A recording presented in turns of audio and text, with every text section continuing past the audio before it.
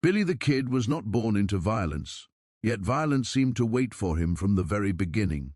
He entered the world as Henry McCarty, a fragile child in a harsh America that offered little mercy to the poor. His early years were defined by instability, constant movement, temporary homes, and a quiet hunger that never fully left him.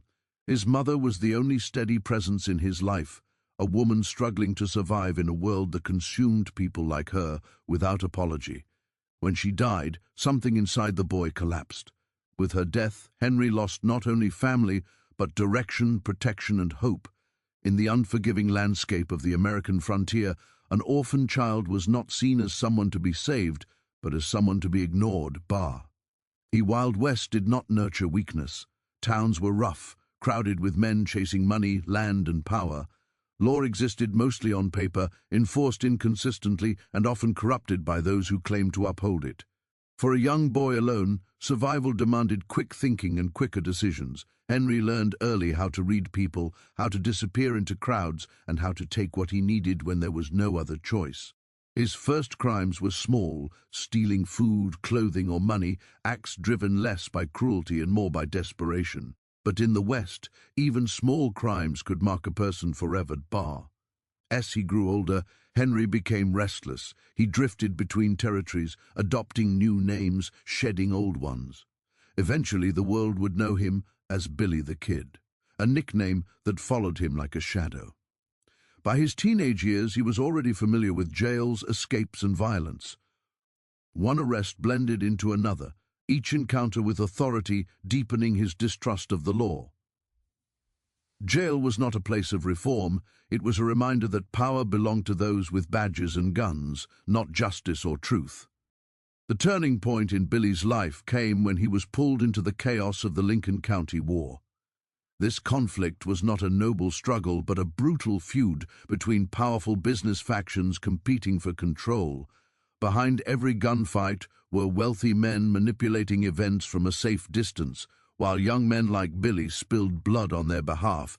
The war transformed Billy from a troubled youth into a hardened gunman. Violence became routine. Death lost its shock. Each confrontation pushed him further away from the boy he once was. Billy's first killing marked a permanent change. Whether it was self-defense or necessity mattered little afterward. In the eyes of the law and the public, he became a killer. From that moment on, his life followed a narrow path with no room for innocence. Each shooting added weight to his name, and each escape fed his legend. Stories spread faster than facts. Some exaggerated his body count, claiming he killed one man for every year of his life. Others painted him as a heartless murderer who enjoyed bloodshed. The truth was more complicated. Those who knew Billy personally described a different man. He was intelligent, quick-witted, and unusually charming. He laughed easily, joked often, and showed kindness to those who had nothing. He spoke multiple languages, played cards with skill, and carried himself with confidence far beyond his years. But beneath that surface was constant tension. Billy lived knowing that death followed him closely. Every stranger could be a bounty hunter. Every knock on the door could be the end. The West fed on fear, and Billy became one of its most valuable symbols. Newspapers turned him into entertainment, transforming violence into headlines and myth into profit. His youth made him even more fascinating. America was unsettled by the idea that someone so young could inspire so much fear. To some, he represented rebellion against corrupt authority. To others, he embodied everything dangerous about the frontier. Billy did not control his image, it controlled him. As his reputation grew, so did the pressure. Lawmen hunted him not only for justice, but for fame. Capturing Billy the Kid meant recognition, reward, and legacy. The chase became relentless. Billy moved constantly, rarely staying in one place for long. Nights were spent sleeping lightly, gun within reach. Trust was a luxury he could no longer afford. Friends betrayed him, allies disappeared. Each loss hardened him further, reinforcing the belief that survival required ruthless awareness. Despite his growing infamy, Billy was still young, barely more than a boy forced into the role of a monster. He did not dream of power or domination. He dreamed of freedom, of escape from a life already decided for him. But the West did not allow escape. Once labeled an outlaw, redemption became impossible. Billy understood this better than anyone. The law was not interested in his past, his losses, or his motives. It wanted an ending. By the time Billy reached his early 20s, his fate felt sealed. He was no longer simply running from the law, he was running from time itself. Each sunrise felt borrowed. Each encounter could be his last. Yet he continued forward, driven by instinct, defiance, and the refusal to surrender quietly. The boy who once stole to survive had become a man forced to kill to remain free. Billy the Kid was not born a villain. He was shaped by neglect, poverty, and a system that punished survival more harshly than corruption.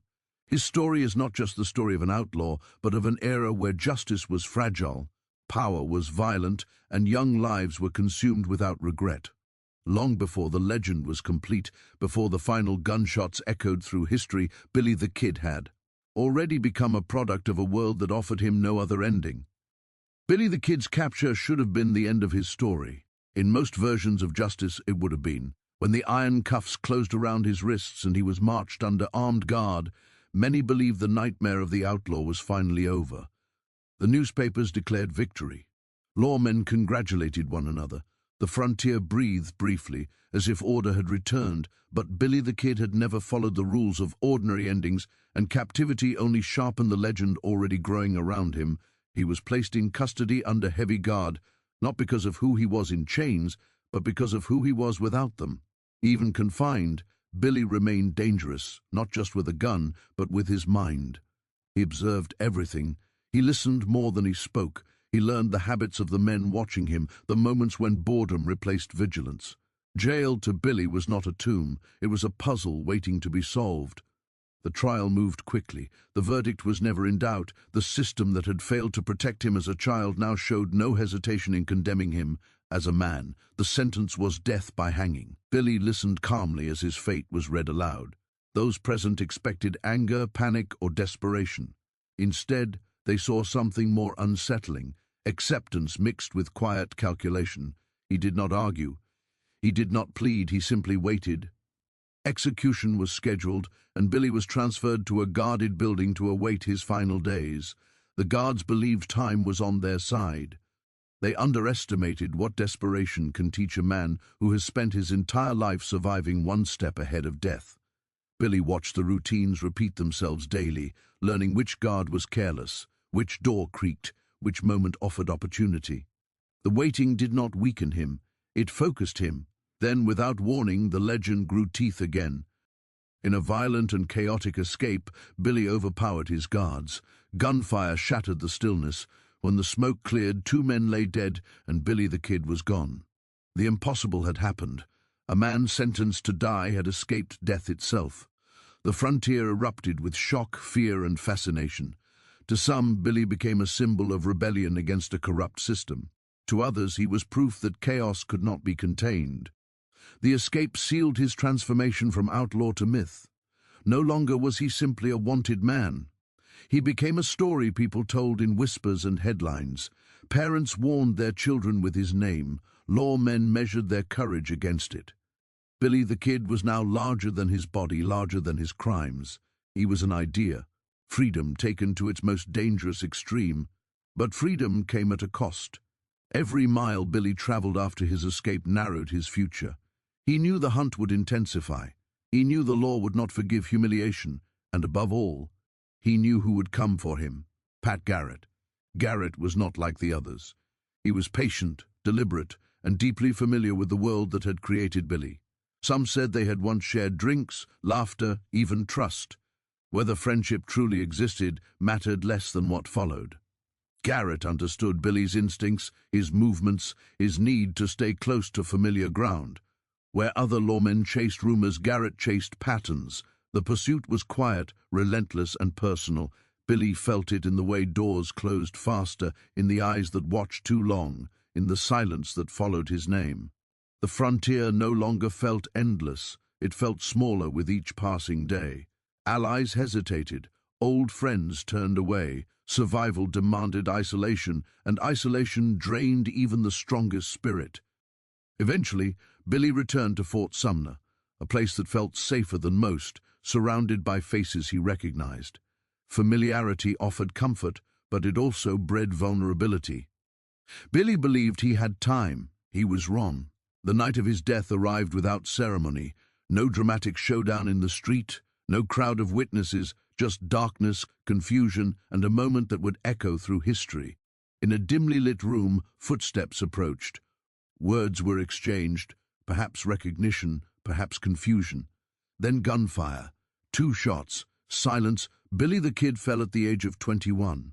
Officially, the outlaw was dead. The body was identified. The report was filed. Pat Garrett became the man who killed a legend. The law claimed victory. But legends do not obey official records. Almost immediately, doubt crept in. Witnesses questioned the identification. Stories emerged of a body buried too quickly, of wounds that did not match descriptions. Some claimed Billy had escaped yet again, leaving another man to take his place in death.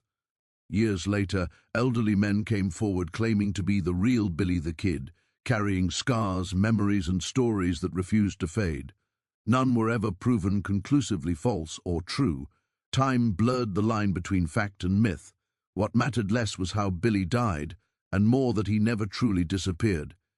His story continued to evolve, shaped by fear, fascination, and the human need to believe that someone once defied the rules completely.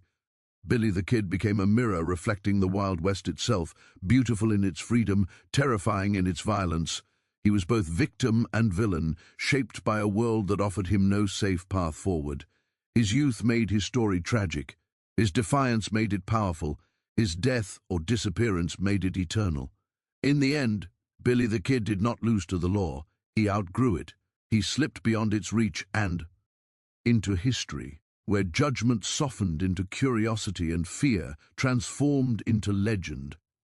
The bullets may have stopped his heart, but they could not stop the story.